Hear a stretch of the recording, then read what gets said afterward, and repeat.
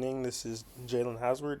This is my week 2 journal for the subject of digital divide, the aspect of digital division. It's just a brief informative insight.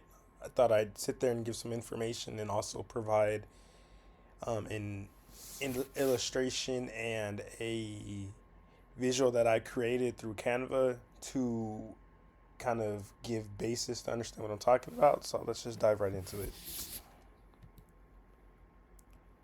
So, the question for our journal is: after reading and reviewing the materials in the Learning Tools and Resources folder, how would you define the digital divide in education? I took that moment to define it as defining digital division being a general gap between students who do and do not have reliable access to technology and adequate digital resources while in and out of a classroom setting. The digital divide in education usually stems from a variety of factors, usually out of their control, which is unfortunate. A lot of times there are things to blame in districts or at home, like finances and technological accessibility. It can be the lack of funds or the unfamiliarity from higher ups who are in control of that aspect, getting that to students or parents or guardians who don't know how important it is.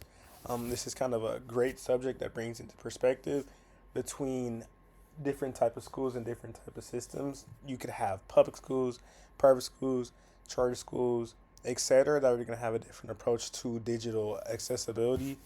A lot of schools that are lower end, low funding tier 1 schools, they're going to have a lot harder of a time accessing and giving each student the consistent resource of technology, which is tricky because in a time like now where it's so important to give students perspective because there's so many different styles of learning, they can find and be comfortable and engaging with a lot of things that they find online.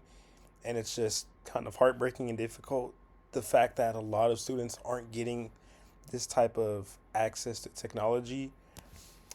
It takes a lot of planning and a lot of making sure that things are flowing correctly to give each student these resources, and it can take a lot away from them when they don't have it, especially because technology in the classroom is so relied on nowadays. A lot of times in high functioning districts, you're going to see the use of Chromebooks for students, programs like iReady and reading games, or ABC Mouse. You're going to see things like Promethean boards and things like that because it catches the students' attention and it gives flexibility because we're in a digital age. So that digital divide is between students who do and do not have access. That's why you might see things like test scores between those who have that consistent access and the funding for it being so different from those who don't. A student from the lower south side of Chicago might not have great advantages compared to some student in a great neighborhood in Calabasas or Malibu who has the consistent school and at home funding and resources to get this technology face to face and use it. And that creates a lot of drawback, and it makes the students who don't have that accessibility have to catch up, and it just creates a lot of hardships that kind of have that digital divide that make that line in the middle. So the digital division is just the accessibility and the division between those who do and do not have that consistent access. So regarding the digital divide, I just made a choice board that I'd use in my classroom. I think in the classroom setting, in the perfect classroom setting, each student of mine would have a time period in the day where they get to use their devices, whether it's the provided laptops like Chromebooks, maybe something as simple as an iPad, depending on the grade level or anything like that. So I thought something strong could be a choice board during that time. Obviously, they'd get to do their assignment or what they're required to do every day, and then maybe they'd have some free time or some learning time after that. So I just thought of 8 digital choice board ideas. My virtual field trip idea is just them exploring the different things on their computer, maybe trying different websites out. Exploring your keyboard is a great way for them to learn where certain keys and things are. Just getting familiar with typing, using the mouse, things like that. Informational videos can be, those things that are on YouTube or on previously mentioned websites like ABC Mouse, or just learning websites where they're going to take things in and understand from a digital aspect. Typing test isn't something that's going to bring them pressure. It's just going to make them challenge themselves a little bit. I don't think there's anything too wrong with giving students that mental kind of challenge to see what they can do. It might make them feel confident or feel that growth when they see how quick they type at one point compared to when they first started. Something fun is also just doodling a digital picture, just drawing or coloring a picture online using their mouse or a pad with a pen or something. Playing an online learning game, like I mentioned before, there's websites and things like that that are a lot of fun that can give students that kind of integration into what kind of things are online in terms of games in an appropriate way. I thought something else that would be fun is also helping someone with their device.